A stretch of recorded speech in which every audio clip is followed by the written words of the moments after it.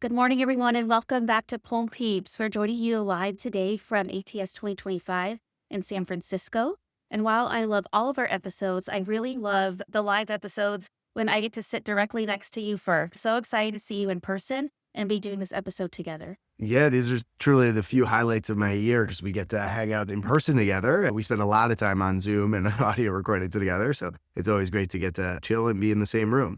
And then I also love these episodes because we're always doing some rogue podcasting. So right now we're tucked away in a conference room. Nobody really knows we're here. I think we've done some from the lobby of a hotel, but great that we'll still be able to get an episode out.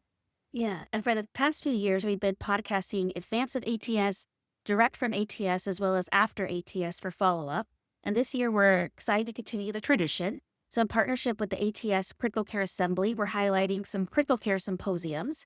And today we're joined by the symposium chairs for a session entitled Mechanical Ventilation of the Future, New Foundations for Ventilator Strategies.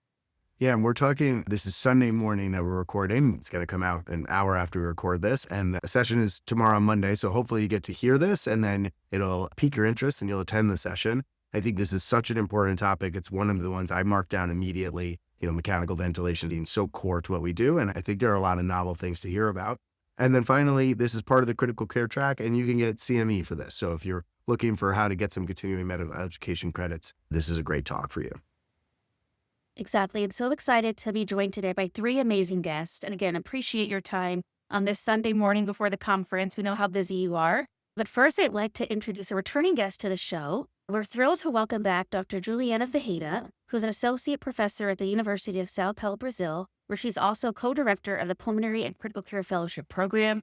She's an MD, PhD, and a physician scientist with specific interests in mechanical ventilation, as well as medical education.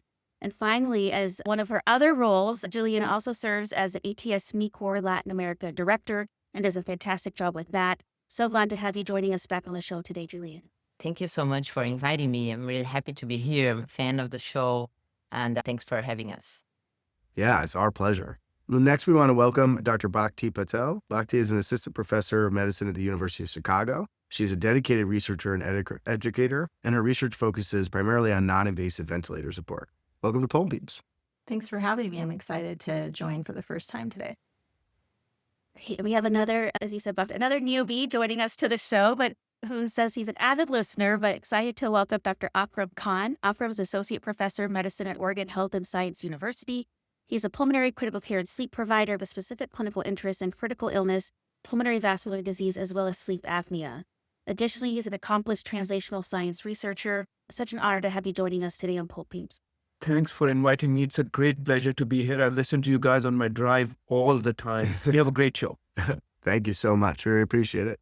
Just as a quick disclaimer for everyone listening, as a reminder, this podcast is not meant to be used for specific medical advice, and the views we express today do not necessarily reflect those of opinions or policies of our respective employers or of the ATS.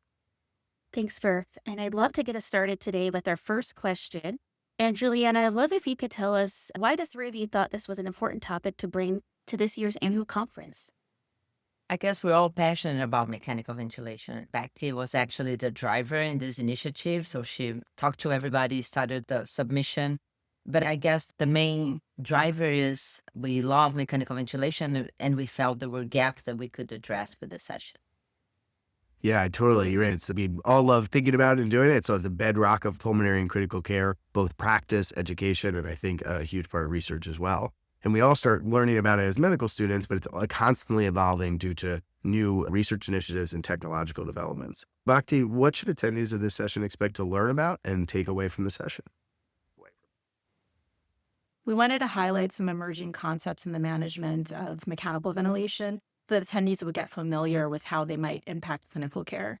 Specifically, we wanted to go beyond just the initial settings of tidal volume and think more about how do we adjust the ventilator to approach the patient's respiratory effort or preserve the diaphragm, maybe even think about their neural drive and how to improve their patient-ventilator interactions. So this session will really introduce a lot of new tools in your armamentarium as you customize the ventilator experience for our patients. Yeah, that sounds fantastic. I'm really looking forward to hearing about it. And you have so many great speakers and topics in this session. We want to hear some more specifics about them. But one thing that really stood out to me was that you're starting out the session by hearing a patient story, which I think is really interesting. Akram, can you tell us a little bit about this and why you decided to have a patient come share their perspective? I think it's important for us to understand the lived experience of our patients so that we keep our patients front and center.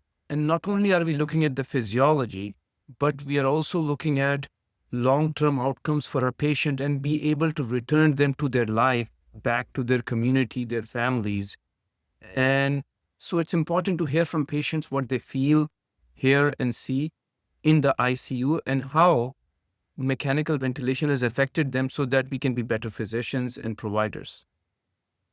And I really love that component. And really, the three of y'all, thank you for bringing that in, because I think it is so great for attendees to be able to hear directly from a patient. And as you said, I think patients are the best teachers. So it's so great to see that and understand that physiology that's happening at the bedside. And I wanted to switch a little bit more now, though, right? Because so great and so many things that you could probably cover, Bhakti. Such a huge range of topics to consider when thinking about non-invasive as well as invasive mechanical ventilation. Can you tell us a little bit about how the topics you thought to include in the session and why you decided to focus on them? Yeah, we chose to cover topics that are the big unknown, controversial in the management of respiratory failure. Namely, when should you use a non-invasive approach and when should you say that it's failing? How do you set the ventilator initially, but how do you titrate it to people's efforts so that you don't cause lung injury? And then how do you think about protecting the diaphragm? I think these are all concepts that are emerging in physiologic literature, but are going to be soon tested in clinical trials. In addition, we really adapt ventilator strategies that have been studied in ARDS to everyone without ARDS. And so maybe we need to think a little bit more broadly about customization of our strategies. So we tried to be broad because I think a lot of these concepts are going to come up in new clinical trials. And it's important to at least understand the breadth of the unknowns within this literature space. Oh, that's really well said, because I feel like there are so many times when you're in the unit or you're thinking about the ventilator or you're coming to look at it, and there are two questions. One, what's going on? What could I be doing better? And then often the harder one is, I recognize there's some desynchrony or there's some effort, but how do I actually fix that in an evidence-based way? Even just starting with the awareness, I feel is a really important one. The speaker list for this session is like a who's who of the leaders in the fields of mechanical ventilation and ARDS. And so most, if not all of them, have major research initiatives going on, some of which we've probably heard about, some not yet, some trials that I think people are recruiting. Juliana, I was hoping you could tell us about if there are any specific projects or studies that you're looking forward to hearing about at the session. I was really curious to see if the speakers involved in the practical adaptive platform coming from the Canadian Critical Care Trials group will present any preliminary data. I'm really excited about the project and the way they're looking into many, if not all, aspects of mechanical ventilation, and hopefully they will have something fresh for us. Yeah, we'll keep our fingers crossed for that one. That is also one that is high up on my list. Thank you so much. A question that I think often comes up in this conference is that we hear about a lot of groundbreaking research, but how do we take some of those either preliminary findings or new findings and then actually bring them to the bedside, to our practice? How do they influence the way that we're teaching trainees or taking care of patients? So I know at these sessions, we're going to hear some enlightening findings and initiatives. And Akram, I was wondering, in your experience, how you've had sessions like this influence your day-to-day practice. I think these sessions are very important. And just in the last couple of ATS and CHEST conferences, I attended some sessions on ventilator waveforms. I attended sessions on using esophageal manometry in adjusting PEEP. And then I was able to bring that back to my ICU. And what I'm hoping is that Serena is going to talk about in a session how to use driving pressure and how that can effectively help us adjust PEEP. And maybe I'll start using that more often than esophageal balloons that I have to put in myself each time. Yes, certainly if Drive USA has some preliminary data today, we'll be back with another episode about it. And I think I was actually in a fellows course yesterday, and the question got asked to the fellows, like, how many people put esophageal balloons in your centers? And I will say it's half and half. So I do love this aspect where there's different institutional practices, but there's so much that we can always learn from each other and then what we can take back and use at our home institutions. And as the three of you moderating the session, I'm sure that you're very excited to hear from all of the speakers, all of the topics that you have programmed so far. But I'm interested to know if there is one general topic or specific talk that you are looking forward to the most for this session. Juliana, I'll start with you.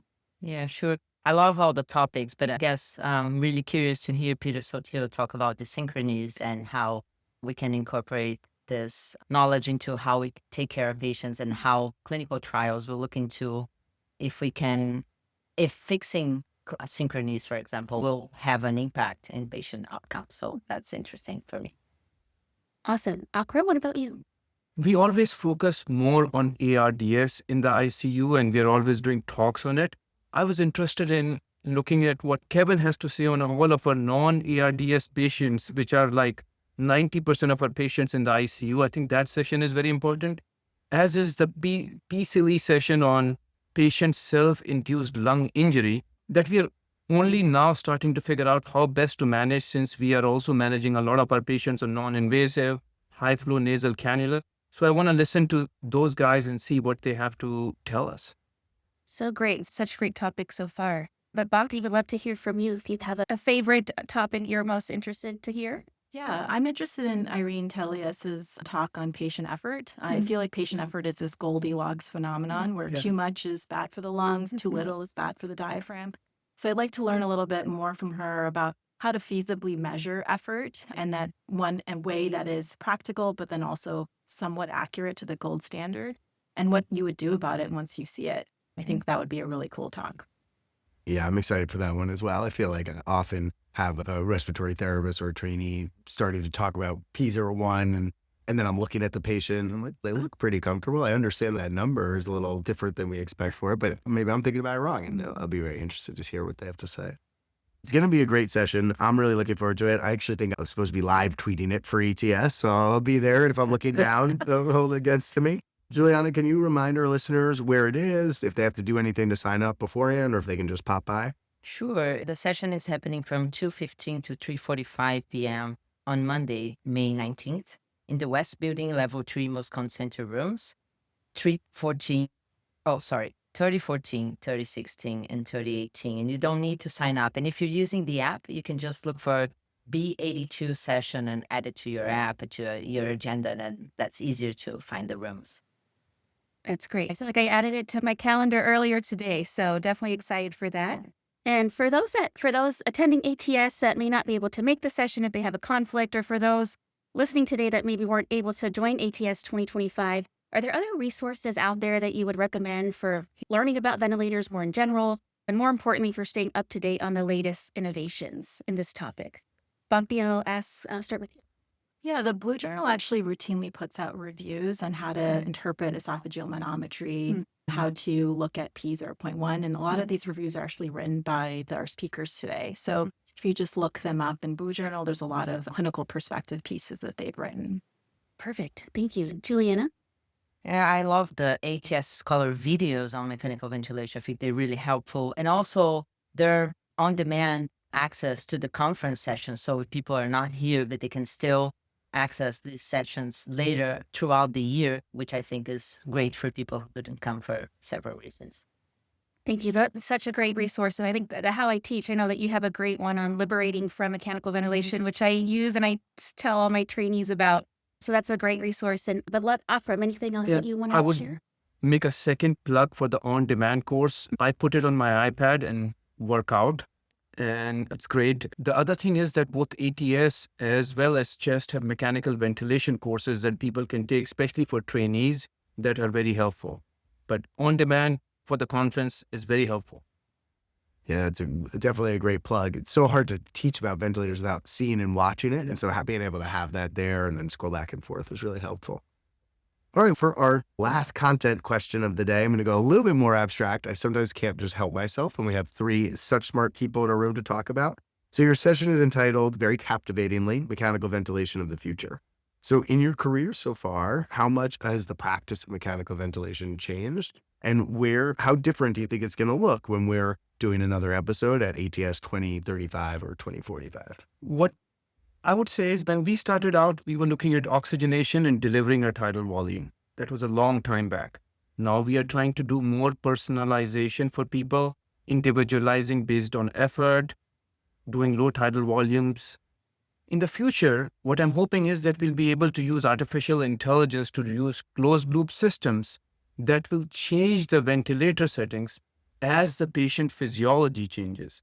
So as the lung compliance changes, the ventilator automatically changes the tidal volume.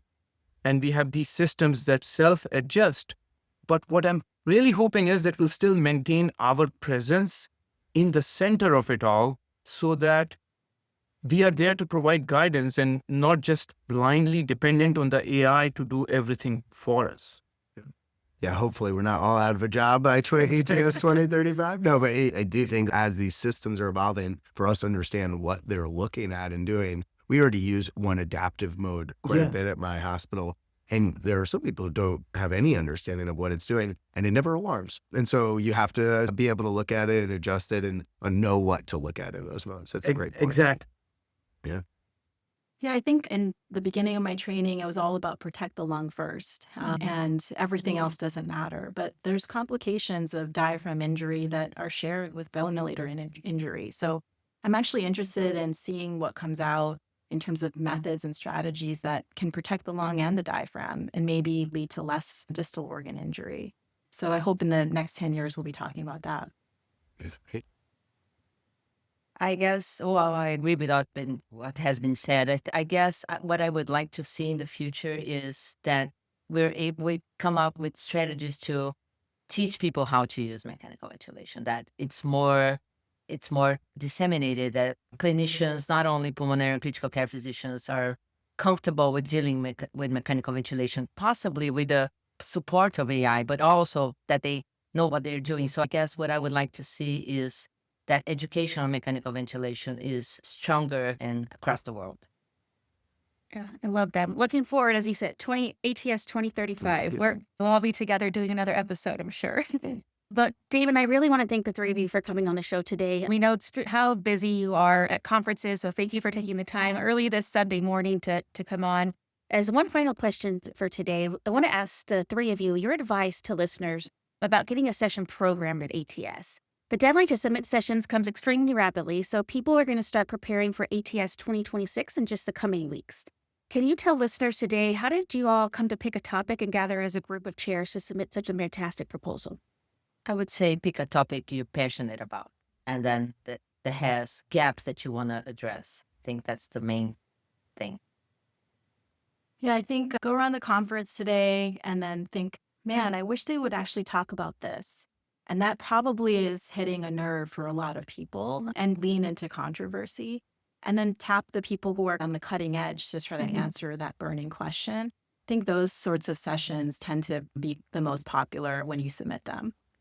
I think it's important to find also, besides what Juliana and Bhakti have said, is find a team with diverse perspectives. Get a catchy title that is controversial, that will irritate some people, and they will show up. And also get help from the assemblies. Your assemblies are here to help you. Find a mentor who has submitted the session before. They can guide you. The assembly chairs, the assembly members can guide you, and go with it. Yeah, that's great advice. Yeah, I think all of that is great. I'm on one of the programming committees. And I do think like this session and a couple other sessions were in response to some feedback from the year before. There wasn't a lot of raw critical care, raw mechanical ventilators. And now I'm thrilled that there is for this session. And then I will just also make a plug to everyone listening. It's often the same names putting in proposals. If you're a trainee or a young attending and you have an idea, like this is a perfect opportunity to approach other people in your field that you haven't worked with and say, I will take the bulk of like putting a little writing and coordination together, and then we could submit a proposal together. And I highly encourage you to do that. ATS is always looking for people to do. I love a good collaboration. Yeah. And senior researchers are always busy, and they love the help from junior faculty, fellows, trainees to bring things forward. Yeah, absolutely. Thank you all so much for taking the time to come on the show. We really appreciate it. Indeed, we have 25 more meetings together today, so we'll keep hanging out. And thank you all for tuning and listening. And we hope if you're at ATS, you'll get to enjoy this session. This episode was written, produced, and edited by myself and Christina Montemayor. Music's original music by Eric Rogers. And we'll see you next time.